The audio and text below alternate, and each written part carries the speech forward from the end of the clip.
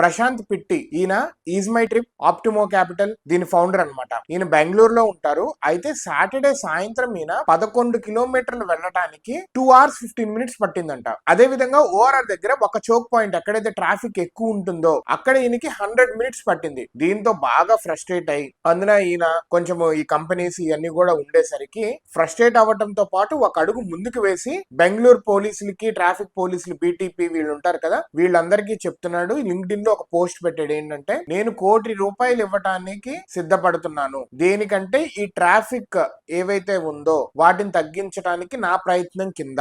అయితే ₹1,00,00,000 డైరెక్ట్ గా ఇచ్చేయటం కాదు, ₹1,00,00,000 నేను ఎలా ఇస్తాను అంటే ఈయన ఇది చెప్తున్నాడు. 2 AI/ML ఇంజనీర్స్ ని ఫండ్ చేస్తాను, గూగుల్ మ్యాప్ ఏపీఐస్ కానీ, శాటిలైట్ ఇమేజెస్ కానీ, జీపీయూస్ కానీ, ఫీల్డ్ పైలట్స్ ఉంటారు కదా వాళ్ళని కానీ, ఇంకా ఎవరెవరైతే కావాలో వాళ్ళకి నేను ఫండ్ చేస్తాను. అండ్ ఈ ప్రాజెక్ట్ ని ఓపెన్ సోర్స్ చేస్తాను, సో దట్ మిగతా సిటీస్ కూడా వాడుకోవచ్చు, భారతదేశంలో ఉన్న మిగతా సిటీస్ కూడా దీన్ని వాడుకోవచ్చు అని చెప్తున్నాడు. అయితే ఈయన గూగుల్ డేటాని వాడుకోవచ్చు, శాటిలైట్ ఇమేజరీని వాడుకోవచ్చు. ఇవన్నీ వాడుకొని మనము ఈ చోక్ పాయింట్స్ ఎక్కడైతే ట్రాఫిక్ బాగా ఎక్కువ ఉంటుందో వాటిని ఐడెంటిఫై చేయటం, నెక్స్ట్ ఆ టైమింగ్స్ కూడా మనం ఐడెంటిఫై చేయొచ్చు వీటన్నిటిని వాడి అని చెప్పి ఈయన చెప్తున్నాడు.